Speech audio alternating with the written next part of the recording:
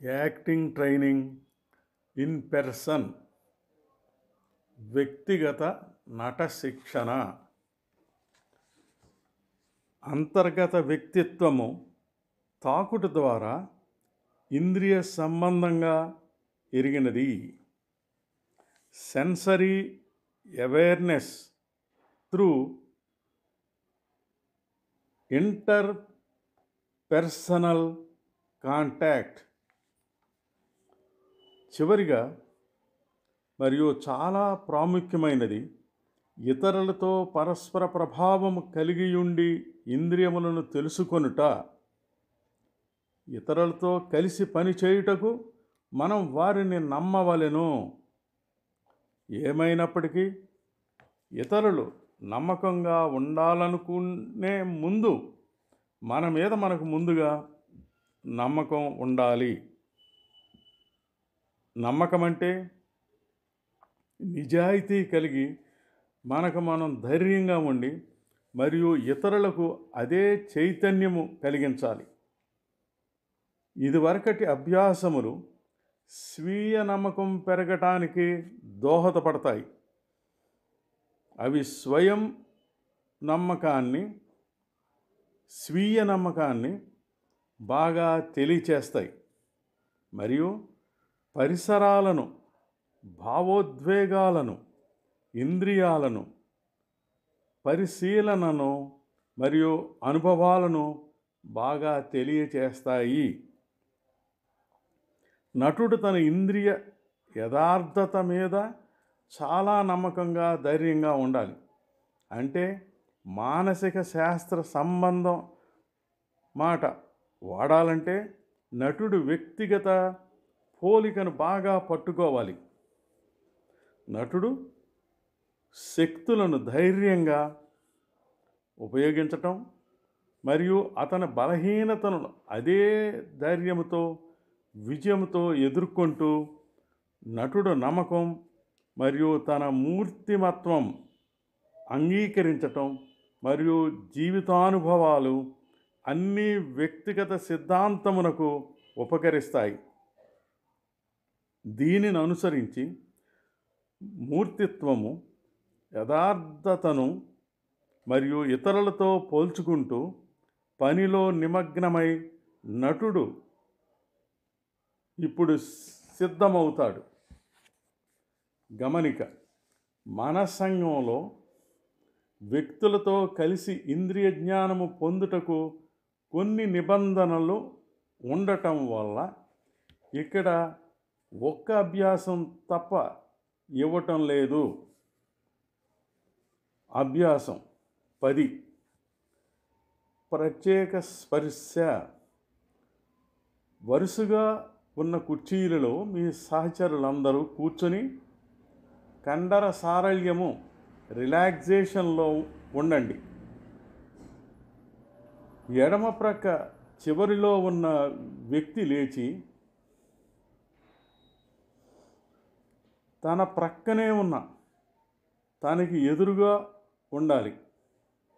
వ్యక్తి యొక్క ప్రత్యేకమైన భౌతికమైన భాగాలను, ముఖము, తల లేక చేతులు ఎంపిక చేసుకుని స్పృశించాలి.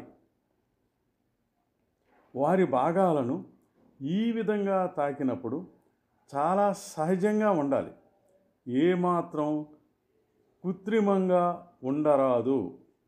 ఉదాహరణగా, మీరు ఇతర వ్యక్తి యొక్క జుట్టు, గడ్డము, పెదములు లేదా చేతులు తాకాలని అనుకోవచ్చును. ఈ అభ్యాసము చేయటం వల్ల సౌఖ్యము, నమ్మకం కలుగుతాయి. అదేవిధంగా తక్కిన వరుసలో ఉన్న వారితో, అందరితో ప్రత్యేకమైన భౌతిక స్పర్శ అభ్యాసము చేయండి. మొదట వ్యక్తి ఈ అభ్యాసము వేగముగా చేయుటకు 2 లేక 3 వ్యక్తుల వద్దకు వెళ్ళవచ్చును. తర్వాత వ్యక్తి కూడా లేచి మరియు ప్రత్యేక స్పర్శ చేయవచ్చును. ముఖ్యంగా ఈ అభ్యాసములో అందరూ పాల్గొంటారు. సౌఖ్యంగా మరియు మార్గదర్శకంగా భౌతిక చర్య వల్ల బాగా ఇంద్రియములను తెలుసుకొనుట మరియు నటుల మధ్య నమ్మకమును పెంచుతుంది. నాటక ప్రదర్శనలకు ఈ అభ్యాసము చాలా ప్రయోజనకారిగా ఉంటుంది. ఇంకా కొత్త నటులకు విలువైన శిక్షణ అవుతుంది.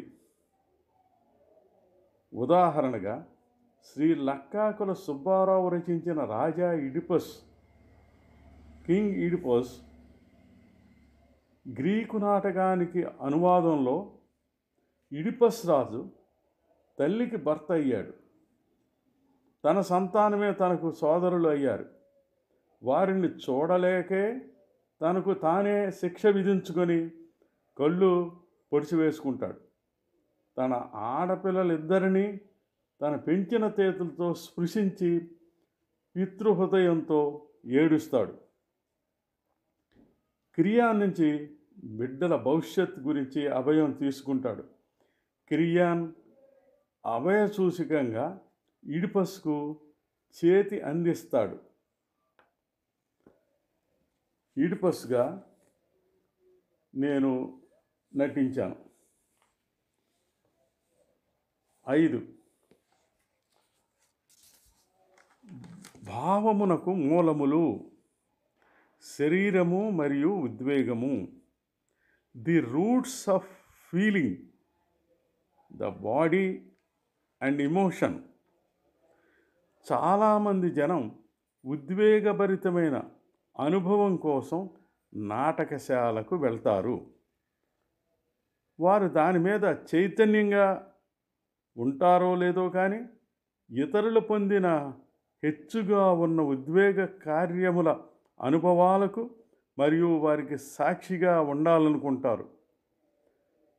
జనం ఆనందిస్తారు లేదా ఇతరులతో ఉద్వేగాలను పంచుకోవడానికి విడుదల కనుగొంటారు.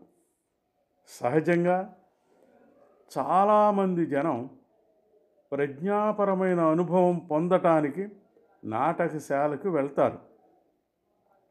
ఏమైనప్పటికీ అరిస్టాటిల్ పేర్కొన్నట్లు అర్థవంతమైన నాటకీయ ఆలోచన ఉద్వేగం మీద ఆధారపడి ఉంటుంది.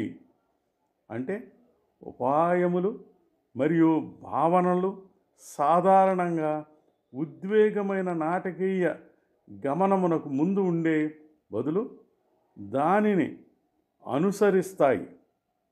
ఉదాహరణగా అధిక స్థాయిలోని తత్వజ్ఞాన సంబంధమైన నాటకర్త యొక్క నాటకాలు, జార్జ్ బెర్నార్డ్ షా వంటి వారి నాటకాలు ఉద్వేగమైన దుఃఖ పరిస్థితిలో పాత్రలు చిక్కులో ఉన్నప్పుడు స్థితి నుంచి రచయిత ఉపాయములు పాత్రల ద్వారా ప్రక్షేపణ అయినప్పుడే రంగస్థలం మీద సఫలం అవుతాయి.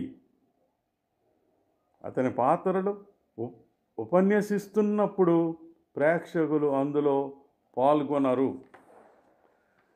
మరికొన్ని విషయాలు మరో భాగంలో